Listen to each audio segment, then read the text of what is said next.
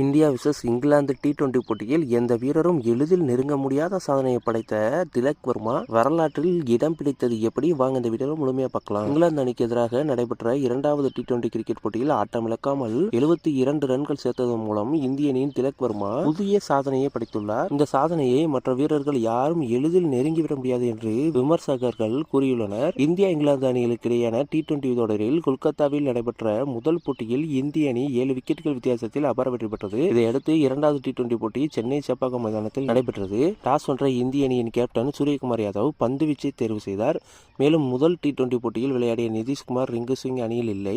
அவர்களுக்கு பதிலாக Washington Sundar, Dhruv Jarrell அணியில் இடம்பெற்றிருந்தனர். இந்திய அணி சீரான இடைவெளியில் விக்கெட்டுகளை வீழ்த்தினாலும் இங்கிலாந்து அணி அதிரடியாகவே பேட்டிங் செய்து வந்தது. இறுதியாக இங்கிலாந்து அணி 20 ஓவர்கள் முடிவுக்கு 9 விக்கெட்டுகள் இழப்பிற்கு 165 ரன்கள் குவித்தது. 166 ரன்கள் எடுத்தால் வெற்றி என்ற இலக்கை நோக்கி இந்திய அணி பேட்ஸ்மேன்கள் விளையாடினர். சஞ்சு சாம்சன் 5 ரன்களிலும், அபிஷேக் சர்மா 12 ரன்களிலும், கேப்டன் சூரியகுமார் யாதவ் 12 ரன்களிலும், த்ருவ் ஜேரல் 4 ரன்களிலும், ஹர்திக் பாண்டியா 7 ரன்களிலும் என ஆட்டமிழந்தனர். ஒருபுறம் விக்கெட் வீழ்ந்தாலும் மூன்றாவது வீரராக களமிறங்கிய திலக் வர்மா அதிரடியாக விளையாடி அரைசதம் கடந்தும் இந்திய அணியின் வெற்றிக்காக போராடினார். பரபரப்பாக சென்ற இந்த போட்டியில் கடைசி ஓவரில் இந்திய அணி 8 விக்கெட்டுகளை இழந்திருந்த நிலையில் வெற்றி பெற 6 ரன்கள் தேவைப்பட்டது. கடைசி ஓவரை திலக் வர்மா எதிர்கொள்ள இங்கிலாந்து வேகப்பந்து வீச்சாளர் சேமி ஓவர்டன் பந்து வீசினார். முதல் பந்தில் 2 ரன்களும், இரண்டாவது பந்தில் பவுண்டரி விளாசி இந்திய அணி 2 விக்கெட்டுகள் வித்தியாசத்தில் வெற்றி பெற வைத்தார். திலக் வர்மா 55 பந்துகளில் 72 ரன்களை குவித்து இந்திய அணியை வெற்றி பாதைக்கு அழைத்துச் சென்றார்.